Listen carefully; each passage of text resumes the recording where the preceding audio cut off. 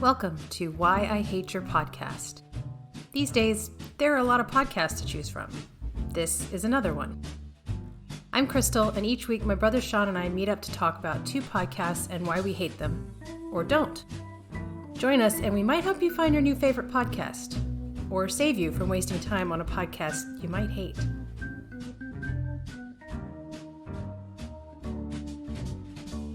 This week, we are tackling our first sports podcast. We are going to be talking about the Dale Jr. Download, which is, I'm pretty confident, I think I can say it's probably the most popular NASCAR-related podcast. And it's hosted by, obviously, Dale Earnhardt Jr.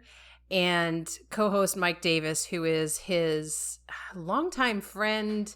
I think his original job was, he was kind of Junior's PR guy. And then they have a couple of other kind of production people involved that also chime in on the podcast. I think Leah, and then there's another guy, I can't remember his name. But anyway, the main hosts are Dale Jr. and Mike Davis. And the overall concept is they publish an episode every week during the NASCAR season. Sometimes they do a few episodes after the season ends, and sometimes they start it. I think they start their season like a week or two before, as things are ramping up before the season begins, before the Daytona 500. The official description of it is NASCAR's 15-time most popular driver and winner of 2 Daytona 500s, Dale Earnhardt Jr., hosts his very own podcast, the Dale Jr. Download, on Dirty Mo Media. Earnhardt and co-host Mike Davis raise the bar with unparalleled perspective, candid commentary, and fascinating first-person insight into the life of a broadcaster and celebrated racer. So it's pretty basic. They talk about NASCAR, talk all things NASCAR, but really it's kind of evolved over time into an interview show. So the main kind of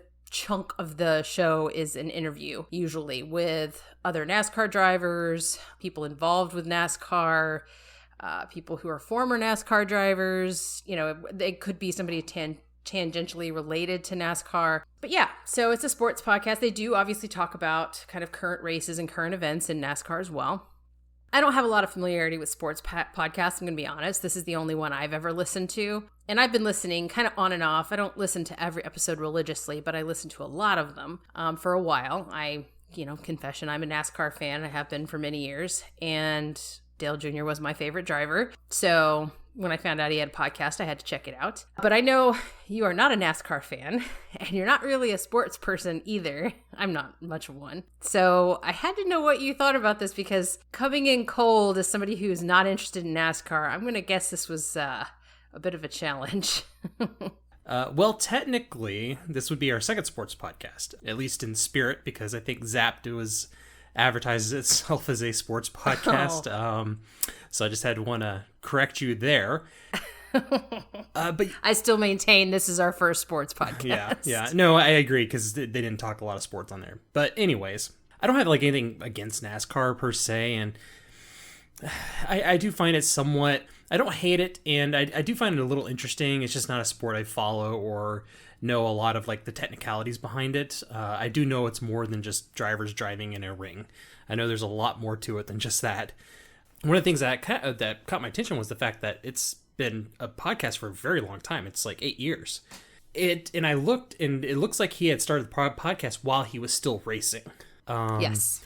So I think that probably would be very interesting to hear like those early episodes while he was still racing about the podcast, because I'm assuming he'll talk about the races and kind of give you maybe some of the background of like what was happening during the race and stuff like that, which that probably would be more interesting to me than the stuff now, which is like, I guess he's more of a commentator about the sport than anything else, because I believe he is retired, correct? Yes, he's retired, and he's now a broadcaster for NBC for NASCAR. Okay, so I technically there's not a lot of things to dislike about the podcast. The intro was short. There was some preamble, but it seemed really kind of on point, or it felt kind of natural, or it seemed like they were talking mostly about racing or stuff, somewhat related to racing. To be honest, he sounds very comfortable on the mic. I haven't gone back and listened to a lot of earlier episodes, but he sounds like a really well produced like radio program, if you will. And one of the things that I noticed was that the production value is actually really high, which I appreciate. And again, it's a podcast that's been running for 8 years. I would assume the production quality would be good. The episode I listened to, because I only listened to one episode, and you're right, it was a little hard because I just don't know a lot about NASCAR, and so it was a lot of foreign talk. And thankfully, you kind of gave me a a list of acronyms that they may use commonly and stuff like that, which that did help. So I appreciated that. You kind of gave me the best chance I could have potentially had. But the episode was actually really interesting because he was talking to Larry McReynolds about the 98 Daytona 500. And I didn't write down in my notes. Was that the one where his father died at the Daytona 500? No, it's the one where his father finally won the 500. Oh, okay. He'd won every other possible race you could win, basically. And he even at Daytona, he'd won the July race. He'd won all the other kind of pre-races they have, the Clash, things like that. He'd won everything except the 500. And this was late in his career because he died in 2001. But this is the year he finally won. Okay, because I mean, it's been a couple weeks since I listened to this episode because we're, our recording schedules, but it was really interesting because it was just, he had Larry McReynolds on and they were just kind of reminiscing, and it just kind of felt like two guys who were just reminiscing about the old days of the sport. But over the off season, we still had some energy. We still were optimistic. And I think a lot what was giving us a lot of optimism, maybe we were hanging our hat on one thing too many, was this car that was built to go to Speed Weeks in 1998. We built that car during the summer of 1997. That car had been in the wind tunnel and had been to Talladega and tested with Marcus and Mike Dillon, probably been to the wind tunnel 3 or 4 times and been tested at Talladega 2 or 3 times before your dad ever even laid eyes on it. I mean, I remember leaving Michigan in August of 97 and going straight to Detroit. We had that car in the wind tunnel. And wind tunnels were only in Detroit. Detroit, they didn't have them down here. No, Detroit or Atlanta. Yeah. That was your only choice. We almost cut the body off that car after the first trip to the wind tunnel, which I'm very glad we didn't, because it was mysterious. The drag on the car was not that good, but when you yawed the car in the wind tunnel, the drag didn't go up. And that backed up exactly what Marcus told us the first time he tested it. He said he's going to love this car. He said when you go off in the corner and the data backed it up, and you turn the steering wheel, the damn thing don't lose RPM. We don't know why. We couldn't duplicate cars. Back then we put quarter panels and fenders on by. That's good right there. Yeah. Nail it. As long as it fits the template, nail it. And when we went to Daytona and tested that thing in January, I can still see that Chester Cat grin the first time he drove it. He said, this thing's good. And that was actually really interesting to me. I actually appreciated that. So it wasn't like as dry as I expected it to be, or I wasn't as disinterested as I thought it would be. And again, a lot of stuff I don't know exactly what they're talking about, but it was entertaining though. And I could see if somebody who was really into NASCAR would probably really, really appreciate it. I find that, and it's funny you say how comfortable he is. When he first started this podcast, now I didn't start listening at the very beginning, but it was much earlier on. They were producing it in a little tiny room at his shop, because it's recorded on location at Junior Motorsports, which is his race team. And it was like this little closet room. And I believe they would post the videos to YouTube, if I remember correctly, or it might have been to the Dirty Mo Media website. And Junior he was pretty awkward. And that kind of was true in terms of any interaction with the media when he was racing. He was still pretty young when I first started following the sport and, became a Dale Jr. fan. And he was not great with the media. He came across kind of a little bit, not backwards is not the right term, but he's got this super strong Southern accent, and he didn't like the media very much. So he was awkward. And that when he started this podcast, he was a little bit like that too. But he has completely evolved into a really, really great host and interviewer. And now, his career is in broadcasting. That's what he does. And he's just started doing that in the last couple of years after he retired. I think this is his 3rd season as a broadcaster and not a racer. And so he's much, much better. He's become a really good interviewer.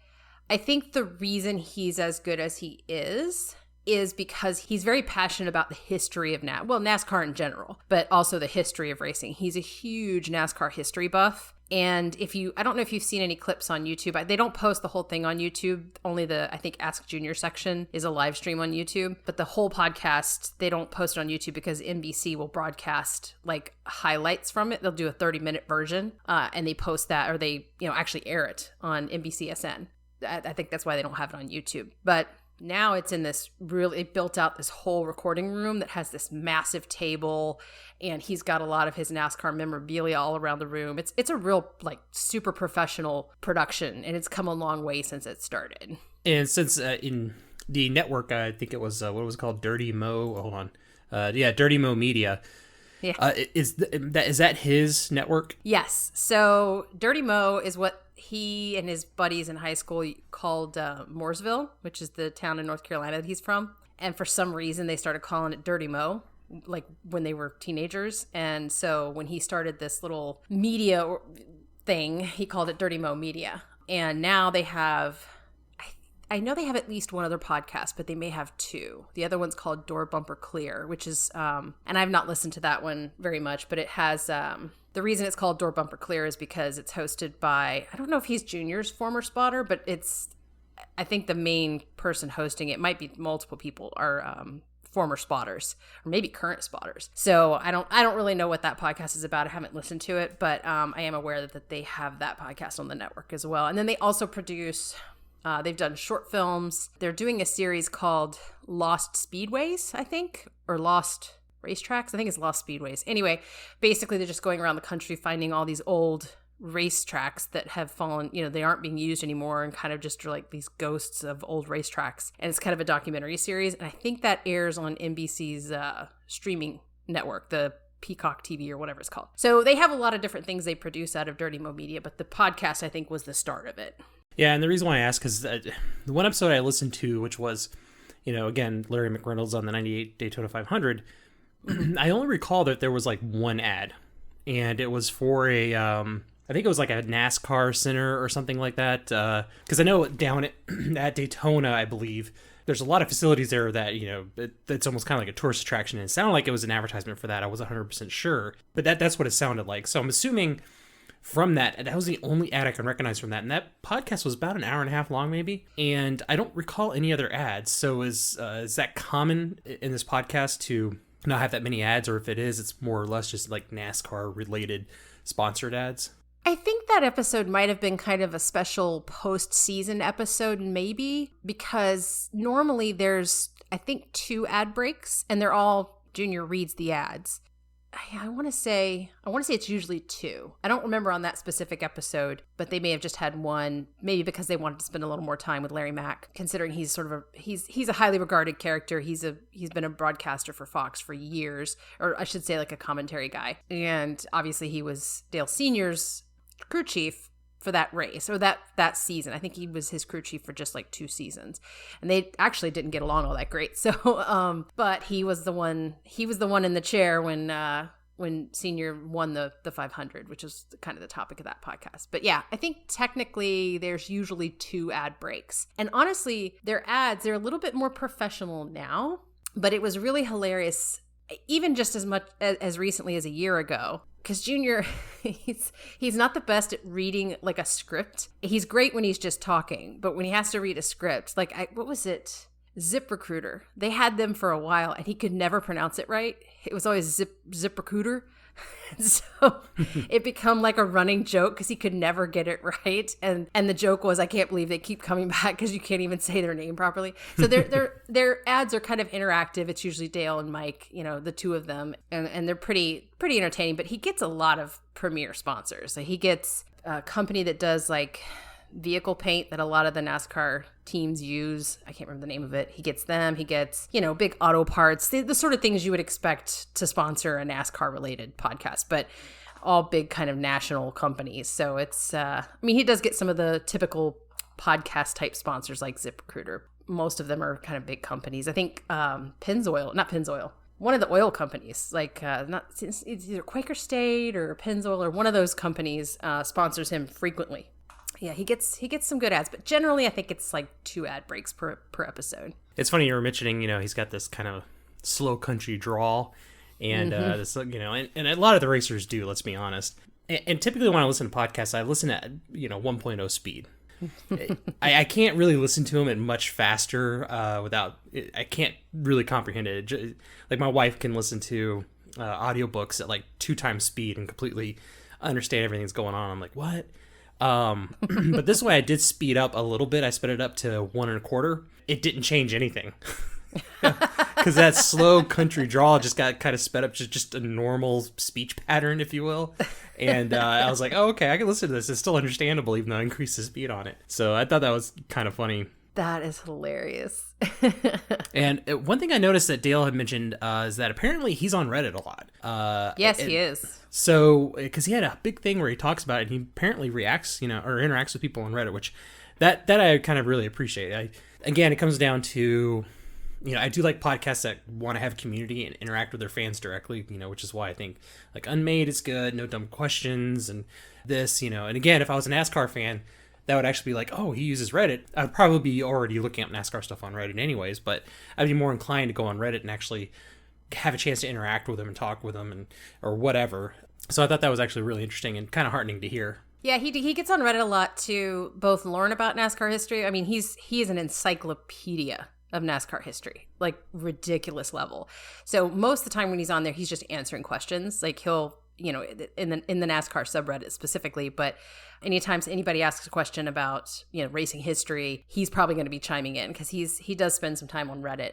He's also really into iRacing, which it's funny. It's very popular, and there are actually teams starting to scout for drivers through iRacing a little bit. I think one of his drivers for Junior Motorsports, I think, came from iRacing, which is, it's video game racing. And he's big into that. And so when the whole 2020 pandemic hit, he promoted it and actually convinced the networks we should recruit some some of the pros who don't already iRace, especially, just broadcast those races. And they did that. It was very weird, but it was also really entertaining because some of the best drivers weren't commonly iRacers, and some of the ones who were did better, than it turned the sport on its head a little bit. It was it was something they could do while COVID was going on and they couldn't race. And they would have cameras and everything set up in their homes where they were actually racing. Some of them had like really elaborate rigs too. Yeah.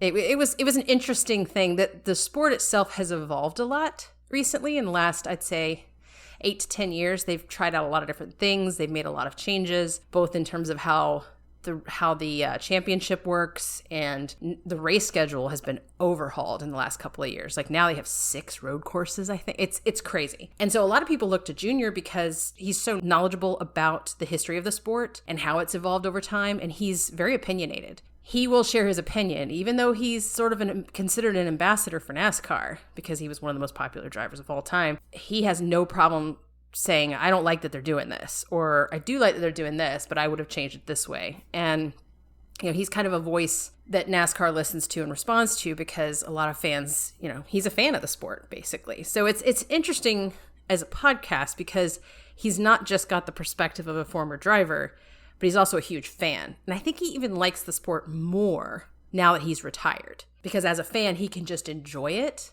and he's enjoying the broadcasting thing. And I think that comes across a lot in the podcast too, because early on, you could tell there was episodes where he just wasn't feeling it. Maybe he had a bad race or he was frustrated. And while he is a super humble guy, he also would get easily frustrated if he was having a rough season or whatever. So after he's retired now, he's so much more relaxed about the whole thing, and he actually enjoys it. I think it's made the podcast a lot better. Yeah, it's interesting about iRacing because I know, there's a whole subculture of people who love simulation games, and NASCAR is one of those type of games where the games get really, they can be pretty true to life. Like, it can get as technical as actually driving those race cars. And people just love that. And like you said, people get some really ridiculous setups for it. I mean, there's like Microsoft Flight Simulator. I mean, you literally can learn to fly a Cessna completely 100% accurately if you set up the game to have that level of technical level to it. And people would like build these like crazy cockpit computer stations, and where it's like almost mimicking an airplane. They've got $1,000 worth of all these different controllers and everything to mimic what it's like inside of an airplane other than just a joystick and pedals. So, and I know with NASCAR and racing, because there's also like some Le Mans games and stuff like that, or Formula One type games that are also super technical. People really get into that, and they just build their whole workstation setup just for these games. And there's even a farming simulator one, which I'm dead serious. They make controllers for it to where it's like being inside of a tractor. Oh my gosh. There's trucking simulators, which is literally driving across an entire country to deliver goods in a tractor trailer. So, but people find that stuff relaxing, which I guess maybe I can understand that. But yeah, I know NASCAR is one of those big things.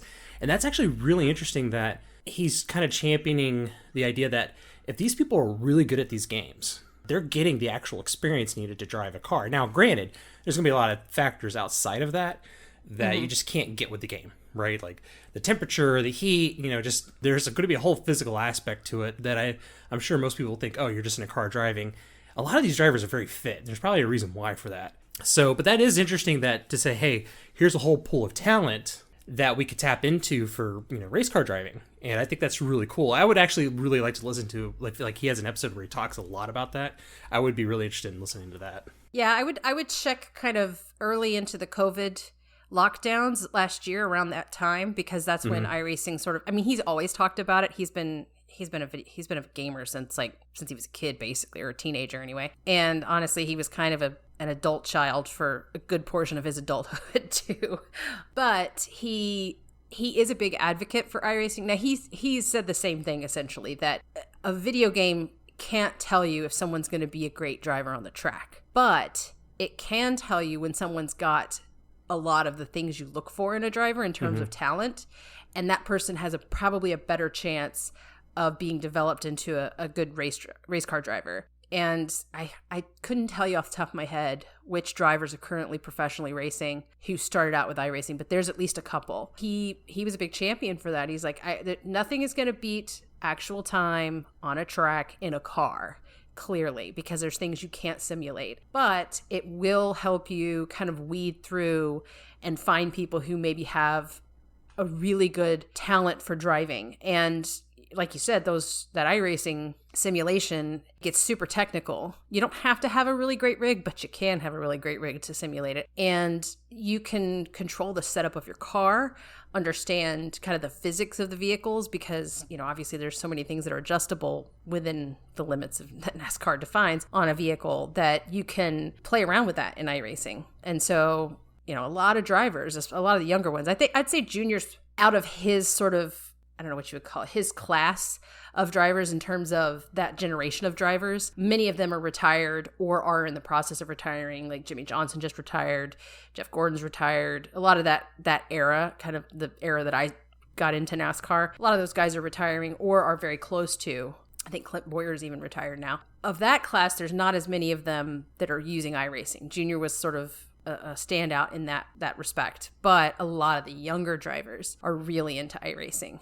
Yeah, I thought it was an interesting thing for him to sort of champion that, even to the point where he was like, I think he was one of the ones that was promoting the idea of having iRacing sort of fill in for the broadcast schedule while they couldn't race during COVID lockdowns. So, and then they just start racing. Obviously, they were able to start racing live once they had certain controls put in place and all that good stuff for social distancing and masks and tests and all that. But it was an interesting year for NASCAR for sure. And I think the podcast did a really great job of kind of focusing on what was going on in the sport, how everybody was adjusting.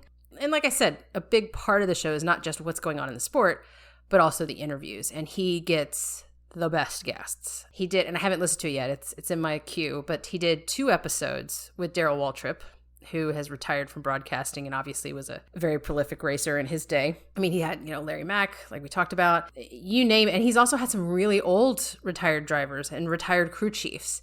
And then also there's an interesting theme in the podcast, and even Mike Davis has mentioned this, that a lot of the podcast has been about Junior learning more about his father, because he'll never come out and say anything negative about his father as a father, but he's also very honest about his upbringing, and his father was traveling a lot. He was racing a lot. He was focused on racing. So he wasn't exactly the most present father. And so he's learned a lot about his father through some of these interviews with other people who were really close to him, like Michael Waltrip, and not just other drivers, but people who worked with him in his shop, people he grew up with. So it's an interesting thing to hear him interview somebody talking about his father and how he kind of takes in the information he learns about him. And I think Mike Davis had said at one point that a big theme in this podcast is your journey to learning more about your father.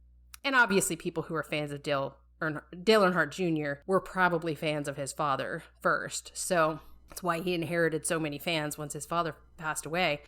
It's an interesting perspective on the sport. I think he has both the former race car driver perspective, and then he also has just this huge fan perspective. He loves the sport of NASCAR, and it really comes across on the show. Yeah, and him trying to like learn about his father, I definitely got those vibes in that episode I listened to, because I mean it was a lot about his dad. So, and I definitely, now that you mentioned that, I could see that. And what's interesting is the only time I've actually sat down and watched like an entire Daytona 500 from start to finish was actually the year that Dale Earnhardt died. The one that he died in. So, and I remember watching that race too, and I was like, because at the last couple of laps, it was real intense, and then the accident happened, and I was just, and that was kind of a brief time where I was like trying to find a sport I would like, and I was like maybe NASCAR would be one of them, but I just, like I said, never kept up with it. But yeah, no, I definitely get that vibe that he is learning a lot about his father through these interviews. And like I said, I think I've mentioned it before, he seems to be a really good interviewer, but again, he can talk the language of these people. Now, if I don't know if Dale Earnhardt Jr. has ever been on Joe Rogan, obligatory reference. He has. Okay, so he has. It's not like Joe Rogan is not going to have the NASCAR experience to ask all the really good questions, whereas Junior will, right? Because he's an insider. And again, I'm not a big NASCAR person, but if I was big into NASCAR, I probably would really appreciate it, because it seems like it flows well. It's well produced. He just seems kind of natural at it, and I guess that's the reason why he's doing broadcasting now. So yeah, I mean, from an objective standpoint, I don't hate this podcast. And if I liked NASCAR, I probably would love this podcast. But I'm not going to listen to it because I don't really follow NASCAR, unfortunately. I think what a lot of people... NASCAR fans are interesting because they develop loyalties to certain drivers, and when those drivers have rivals, they hate the other driver. They're very passionate about it. It's like football, right? You just it's one person instead of a team, but there's a lot of, not infighting, but the fans are just very passionate. And Junior, like I said, he sort of inherited a lot of fans from his father, and a lot of people didn't like him because if you weren't a Dale Jr. fan, which he had the most fans, but if you were a fan of, say, Jeff Gordon or somebody else, you might dislike Dale Jr. or feel like, well, he gets all this popularity just because of his name, where, he wasn't the best racer. I mean, he was good. He was definitely a competitor. He won a lot of races. He won 2 500s. He was just like his dad. He was very good on the super speedways. And if you were a fan of the sport, he might have come across as a little bit surly because he didn't like doing interviews. He hated them, especially like right after the race was over. He would do them because they had to require to. If you finished within a certain, I think the top 5 or something, you have to talk to the media. But he hated it. And it was clear that he hated it. But having watched this podcast or listened to this podcast for so long, he's actually incredibly humble and down to earth. And that makes it really enjoyable. You get a sense of just how he didn't like it because he didn't like the attention. He's just really down to earth. And I will recommend the episode of Joe Rogan with him on it. It was after he wrote his book, because he left the sport because of head injuries. He had multiple concussions and he was getting really bad. So he just retired based on that. And so the book is kind of about him learning about his head injuries and realizing that he was suffering from basically traumatic brain injuries over the years. And he was promoting the book, which was why he was on the Joe Rogan podcast. But it was so interesting to read the comments on that particular episode of Joe Rogan, because so many people who were fans of that show weren't NASCAR fans, but they're like, wow, this guy's really nice. Like, he's super likable. And really, they talked a lot about his dad and the book and things like that. It wasn't a NASCAR heavy podcast in that respect, but a lot of it was about his father and his experience growing up, the son of Dale Earnhardt. So it's a really good listen. I have to recommend it. But yeah, as far as the rating goes, obviously I like this podcast. I don't hate it. I've been listening to it for a while, and I think it is put together really well. And, I just think Junior's a really engaging host, and he gets really great guests on. So if you're at all interested in the sport, I can't recommend it enough. But if you're not a NASCAR fan and you have no interest in the sport, it's probably a waste of time for you.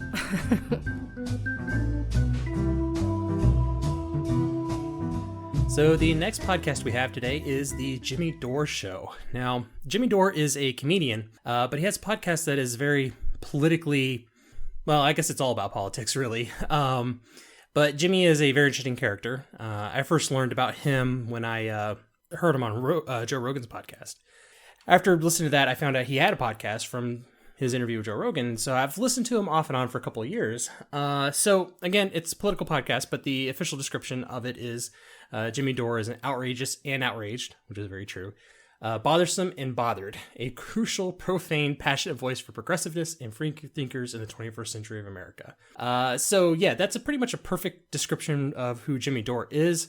He is definitely passionate, and even though his show is definitely left-leaning, but I think he does have some generally decent takes for his show. And I wanted to cover him simply because, we've done a lot of stuff that's kind of very centrist. Of course, depending on who you ask, they may say it's right-winged. But I feel like we needed to kind of swing a little bit more on the left here, into the actual further left regions. And so I suggested this one. And what did you think? So I thought it was interesting, that description that you gave. It's actually a quote about Jimmy Dore from Patton Oswalt. Oh, really? Okay. Which I thought was interesting. Yeah. There you go. And yeah, exactly. Yeah. So he's super progressive and makes no bones about it. But what I really like about him is he's legitimately left-wing. He is pro free speech. He is pro a lot of the things that are considered traditionally liberal, but aren't necessarily popular with progressives. He has a stance on most things that, from what I can glean from the show, that he is truly progressive. He believes in healthcare for all, kind of a Medicare for all type solution. He believes in a lot more regulation for corporations. He's not a big fan of capitalism. He actually had somebody on, so I don't know, this is what confused me. He has other people that are regularly on the show, but I think they rotate. Because at one point he had Max Blumenthal on, I think. He had him on a couple of shows, I believe. And it really was like the Max Blumenthal show in that particular episode, because he did all of the talking. And he is extremely left-wing. He is way out there, from what I could tell. I mean, he was talking about China positively and was saying things like, aside from the human rights fake news stories about China, they've eliminated poverty and all these things. I'm going, I don't know if you can just dismiss all of that as fake news with the Uyghurs and everything. But so that guy was a little bit fringe. But Jimmy seems to be really balanced. And I think a lot of his takes, to your point, were perfectly normal, reasonable left-wing takes that didn't venture into some of the weird extremism that you see from a lot of progressives. So, and he does hold progressive liberal leaders to task fairly, which I think is important. He's not happy with some of the things Biden's already doing, and he's willing to talk about that. He's not one of these people who just makes excuses for Biden because now he's liberal and so everything's wonderful, happy roses. He doesn't like airstrikes. He doesn't want he wants us to pull out of foreign wars. So a lot of his takes I'm on board with. So from a political perspective, I didn't find the show frustrating in the way that some shows are, like, listening to Dave Rubin and some of his takes I didn't like. Some of the other podcasts we've listened to, I'd agree on some and not the others. And sometimes it's frustrating to listen to people who are completely opposite of your perspective on 99% of things. But in this case, there was enough overlap between where I am on the political spectrum and where he is that I can listen to him on those things that even I disagree with him on, because he's a reasonable, rational person. He doesn't engage in a lot of hyperbole, which is my biggest pet peeve on all of these political podcasts. I hate it. But he is not a screamer, but he can get a little bit fired up. Passionate. Which is, he's passionate, which I'm not a huge fan of, but he does it reasonably. It's not like the whole show. And we'll talk about that in some other podcasts we're going to be reviewing soon. And he intersperses it with some of the most hilarious comedy that I've heard yet on podcasts, which is those phone calls from celebrities. Because whoever the guy is, I think his name is Mike McRae, maybe, who does the impersonations, is fantastic, and he is hilarious. So the show is worth it just for those bits, because they are brilliantly funny. Yeah, no, one of the recent ones was the baked Noam Chomsky. That had me rolling. Yeah. Chomsky's like, what's my favorite type of potato? And Jimmy's like, I don't know. Baked. It was absolutely hilarious. Oh, it's so good. Yeah, very interesting, Noam. So you're saying that the roots of Trumpism lie deep within the last 40 years of austerity politics, when $50 trillion was systematically transferred from the working class to the wealthy power centers? Have you seen my zigzags?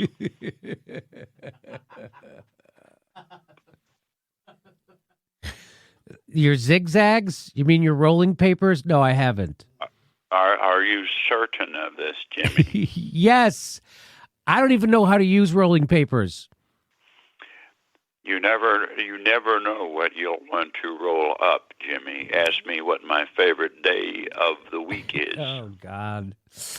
I don't know. What's your favorite day of the week, Noam? Weeds Day. Now ask me why Weeds Day is my favorite day of the week. Why is Weeds Day? I don't want to ask you that. Do it. All right. Why is Weeds Day your favorite day of the week? Because it's got the word weed in it. Weeds Day. It's like the name of the week only refers to weed. I exploited the ambiguities derived from the figurative language to produce an amusing variance hybrid that is neither solely a pun nor a malapropism. Weeds Day. Jesus Christ. This would be so awesome if it was real. I don't want to talk about weed right now, Noam. Can we just stick to the politics, please? I'm sorry, of course. This is your venue, and you have every right to set the parameters. But first, ask me what my favorite kind of potato is. What? No, I'm not going to do that. Baked. Are you sure you don't have zigs at your place? Hey, President Joe Biden's on the phone. Hello. Firstly, I'm on the phone. And second, I'm Joe Biden. But you can call me Joe Biden. Hey, guess what? What? I'm going to have to circle back on that one. And when I do, I'll be able to unpack it for you a little better. But I appreciate it. Great question. Hey, I didn't ask you anything. Happy Groundhog's Day, man. This the day is that old groundhogs celebrate the freedoms that our great nations bestowed upon them of. This great melting pot of people. Hey, people are saying your foreign policy isn't going to be any different than Trump's. How do you respond to that? Oh, cut the crap, man. I had to send our troops into Syria so you wouldn't come here. Yeah. You wouldn't want our troops coming here, would you? Yeah. Fucking boots everywhere. Jeez. Bunch of sleeping bags in our parking garages. Simple as that, Simon. Get with it. And what about Venezuela, Joe? Will you shut up? I never touched her. Yeah, those, and he does a couple of them per episode. It seems like, there's 2 or 3 here and there, except where he has episodes where he's doing it's some interview episodes he won't. Like Tim Pool was on there once, I don't know, over a year ago maybe, and there wasn't really any of those calls breaking into it. But interesting that you mentioned Dave Rubin. And if Jimmy, if you ever hear this, I know you're going to hate this comparison, but there's kind of weird similarities between him and Dave Rubin in the fact that they have a common thread with the Young Turks. And Jimmy has been on the Young Turks a lot. And he's called out some of those people on the Young Turks before because they can get super hyperbolic. And that's a whole other episode. But he mingles a lot with the people on the left. And he will have those super crazy types on there. And I don't think he always challenges them that much either. There are times where he can kind of call out some people, but it's usually, he doesn't really call them out in their face. Like he'll say, oh, I'm going to call, he'll do it on a show in a bit or whatever. He's like, oh, Anna Kasparian said this crazy thing. I'm going to call her out on it right now. But if he had her on her show, he's not going to call her out to her face, right? Which, there's probably a good reason for that. You don't want to create this weird argument on air. Or Dave, again, he's kind of like the more right version of somebody who came out of the Young Turks, but he just kind of mingles with people on the right. And again, I think Dave doesn't really call out anybody either who may have a view that's, maybe more of an extreme right-wing view. So he kind of has guests within that kind of leftist sphere. And some of them will be crazy leftists, like, trying to say that China's some great thing. I mean, that's... there's a lot of arguments to be made against that.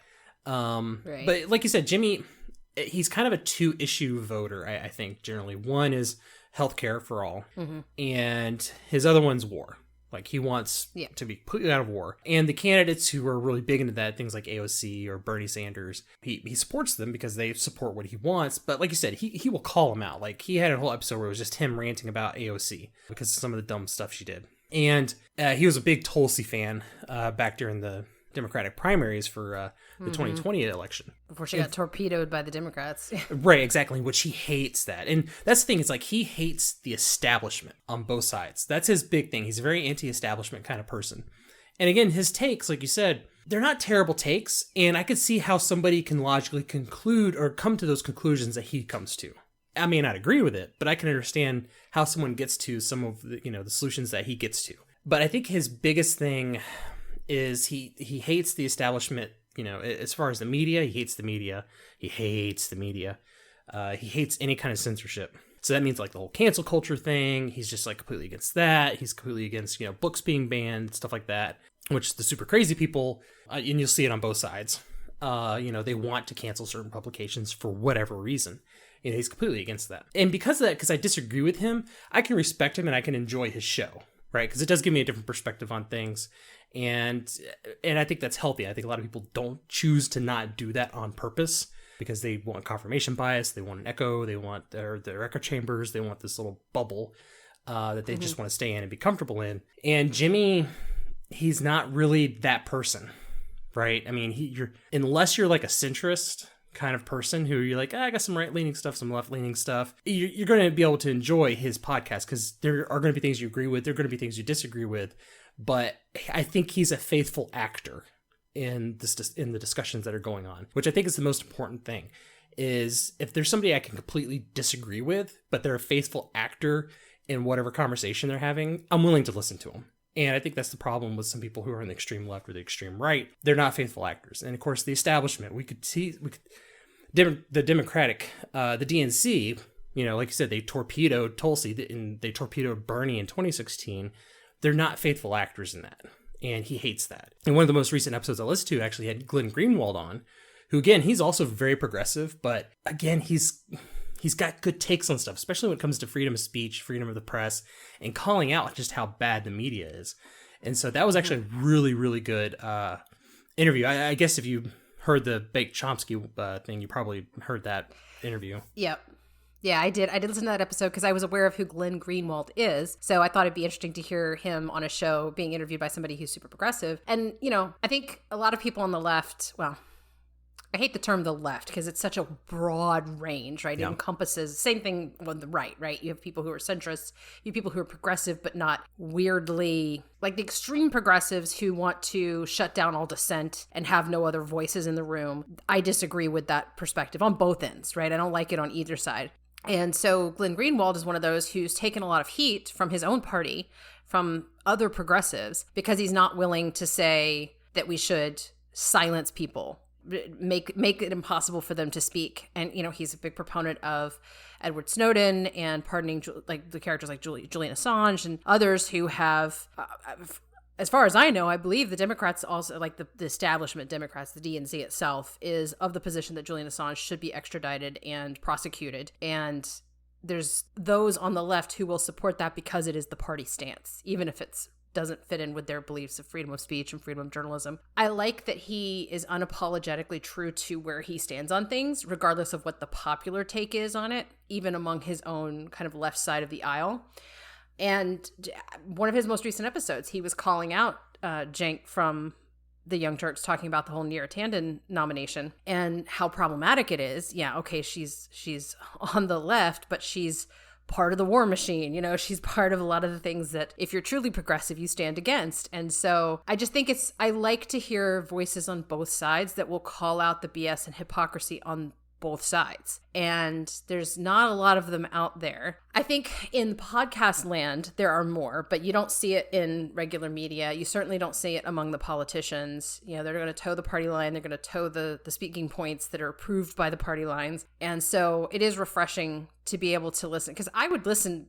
I mean, I'm sort of giving away my review here, but I would listen to this episode, like this show, on the regular, and I plan on it because it's a really good perspective on truly progressive issues. And he isn't, to your point, he's a faithful actor. I don't have to worry that his opinion is one that was given to him or forced on him by, you know, party politics. He's going to say what he actually thinks. I like that a lot. And again, I think the comedy breaks also make it very valuable. Like, it is really enjoyable to listen to, because I can't get every single time whoever is calling in, quote unquote, whether it's Brad Pitt or Joe Biden or Bernie Sanders. The Bernie ones are also hilarious because the guy who's an impressionist, he is so good. He just nails. I mean, Bernie Sanders is kind of an easy one to impersonate, I think, but they're so hilarious. He did Rick Perry after the whole Texas thing. Oh man, It was so good. So yeah, I have to say I'm really impressed with both the comedy aspects and the actual discourse that's happening on the show. Yeah, and that's the thing, is like he goes on both sides. He attacks both sides.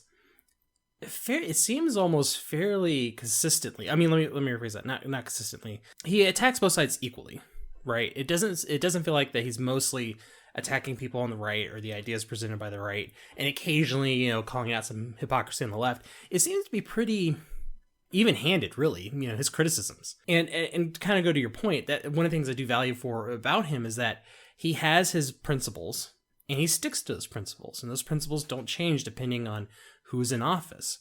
And That's super refreshing because, like you're saying, you know, you get these people who are just, they're completely anti-war, but, you know, they thought Trump was like, you know, authoritarian dictator type of person, but they're anti-war. But then a month in, Biden starts launching missile strikes in Syria, and they're doing these mental gymnastics to kind of say, well, this time It's actually a good thing, right? Yes. Where Jimmy, on the other hand, he's going to be like, screw this, Biden, what the hell are you doing? Why, we don't want this. And so he's willing to call out his own party, you know, whenever they do this kind of stuff. Yeah.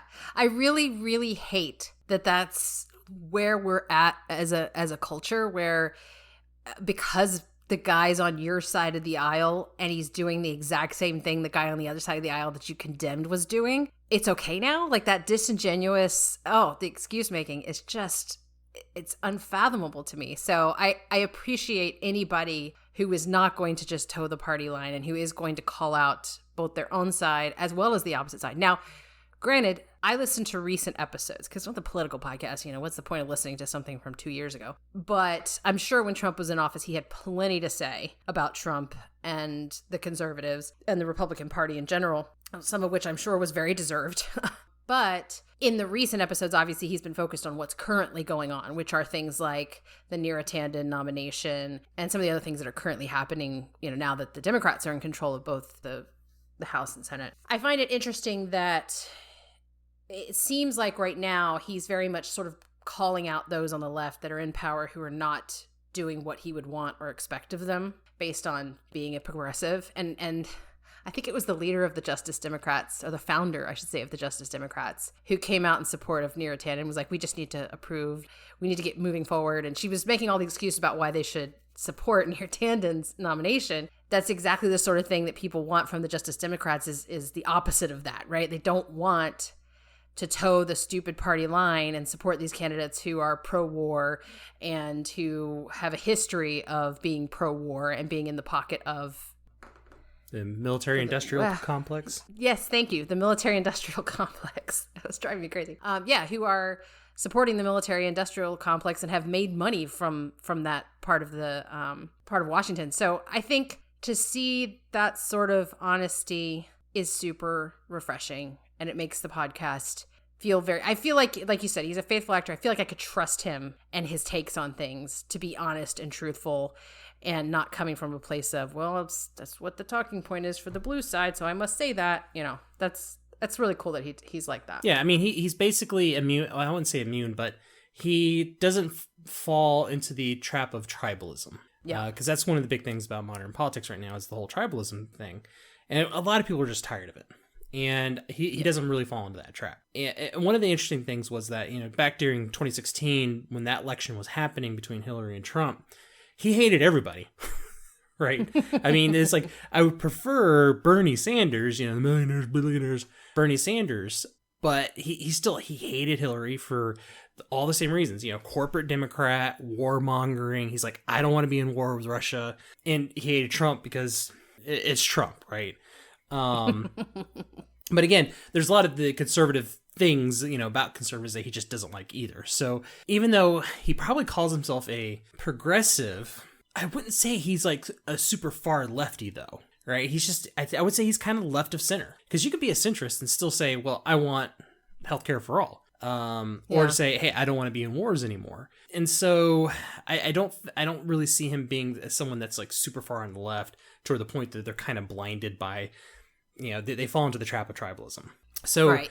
Yeah, I mean, I appreciate his opinion, even though I disagree with it, but I like hearing how he came to those conclusions because it gives perspective on topics that I may not have, which is something I really value because, like anybody else, I'm still trying to figure out how to apply my political decisions based on my principles. And that's stuff you have to work out on your own. It takes time and effort to think that stuff through. And so it's interesting to hear how some of these people do that. And what's funny is that even though I'm maybe in the center, maybe just to the right of center, most of the political commentators that I appreciate the most are people who are left of center. Jimmy Storer, the Weinsteins. Lex Frieden doesn't really get political, but I would say he's probably in that same sphere as well. Like I'm not a fan of Ben Shapiro or Dave Rubin, which they're obviously, they're definitely not. Even though Dave says he's kind of an enlightened centrist, he's moved, I think, more to the right finally. But a lot of these people I appreciate the most, they're fairly left. I mean, like the Weinstein brothers, they're progressives. But again, they don't fall into the trap of tribalism just like Jimmy Dore is. Jimmy Dore is a little bit more bombastic than they are and more angry than they are, because Jimmy's kind of famous for just getting angry and going on rants and stuff. Breaking, Iraqi parliament votes to remove U.S. troops from Iraq. She tweets out, which entities wants American troops totally removed from Iraq? Iran and ISIS. So she's always pro-war. Do you catch on this? Oh, if you're for us pulling out of Iraq, you must be on the side of ISIS. Do you see the kind of person she is? And she's in lockstep with Bill Kristol. He says serious conservatives, responsible moderates, and hard-headed liberals should want a tough-minded OMB head. OMB is where cabinet secretaries' ill-considered projects go to die, where programs are evaluated, where trade-offs are made. Neera Tanden is the right person for the job. Wow. Reminder that Bill Kristol and the neocons are always wrong about everything. Congress should investigate Neera Tanden's ties to foreign governments, especially to the United Arab Emirates, which gave Tanden's organization millions of dollars year after year during its war with Yemen. What was that money buying? Here's Neera Tanden. She did this a week before the election. She tweets this out. That this letter has been written by so many I admired, including John Le Carre, Oz Cartery, and Tom Holland. It's a tragedy. Labor's anti-Semitism problem should have been rooted out long ago. So she's pretending that Jeremy Corbyn. So there she is undermining progressives. That's what that is. She's smearing them as anti-Semites. That's her. That's what she does.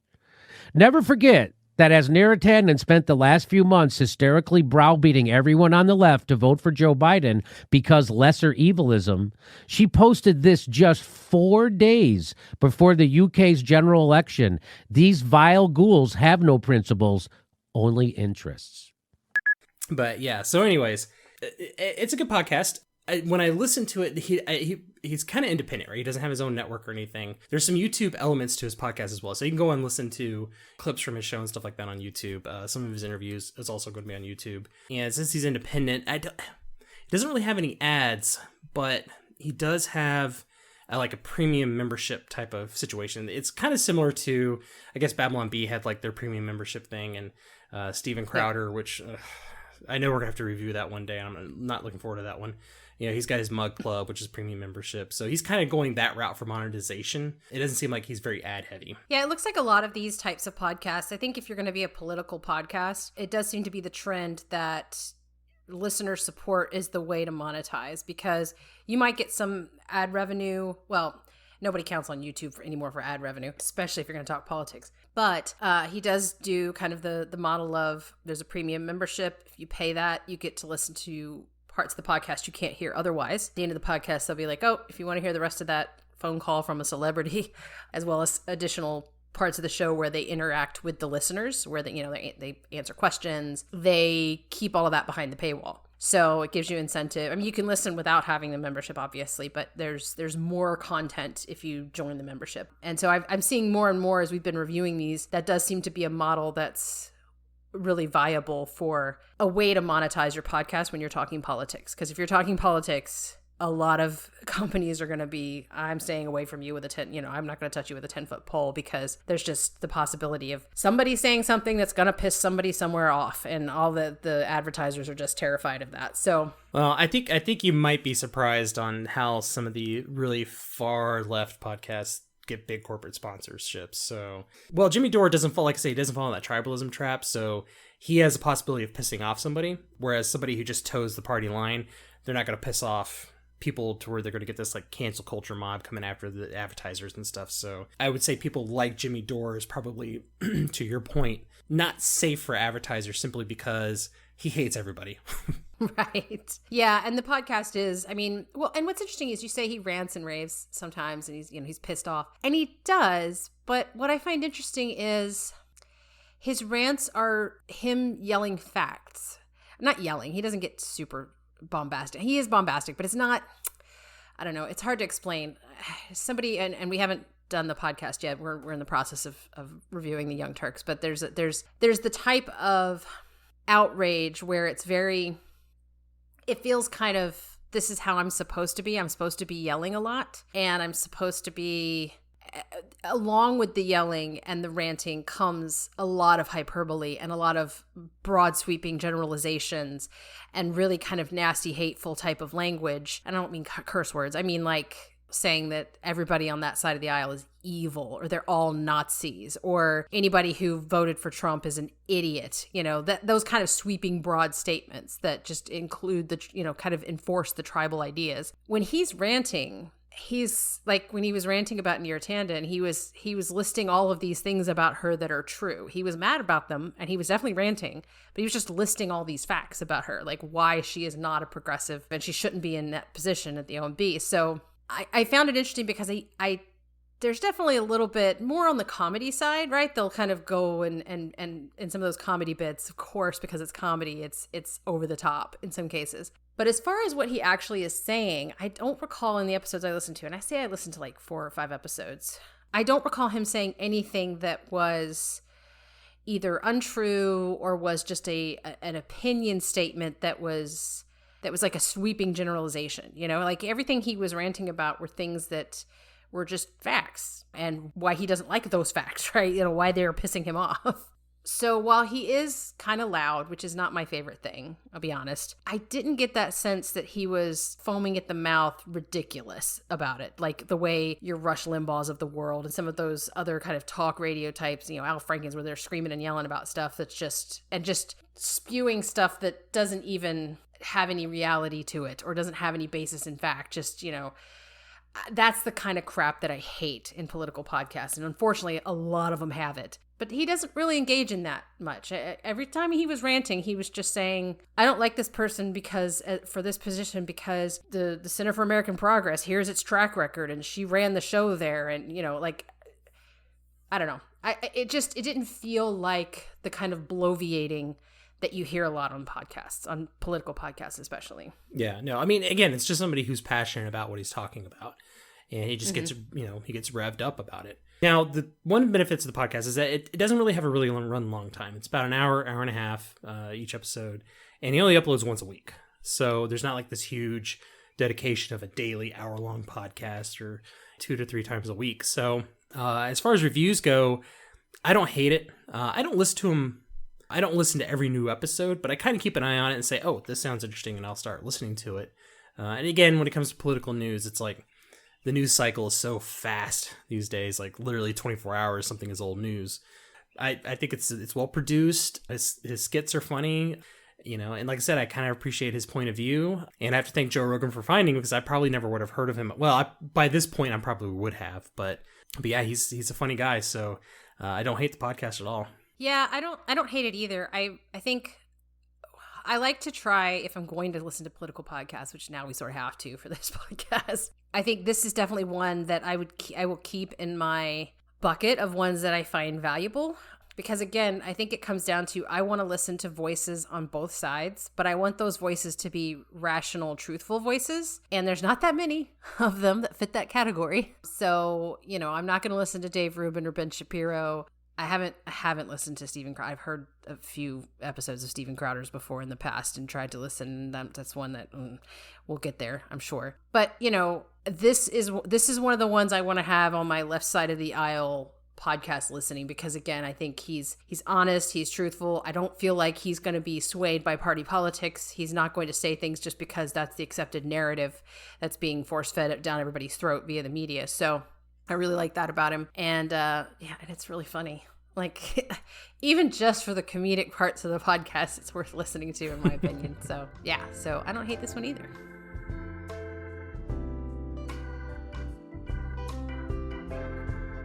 Have thoughts you want to share? Send us an email at whyihateyourpodcast@gmail.com or visit our website at whyihateyourpodcast.com. You can also find us at Hate Your Podcast on Twitter and Instagram. Our intro, transition, and outro music is by Kevin MacLeod and licensed under Creative Commons. Please see the show notes for details.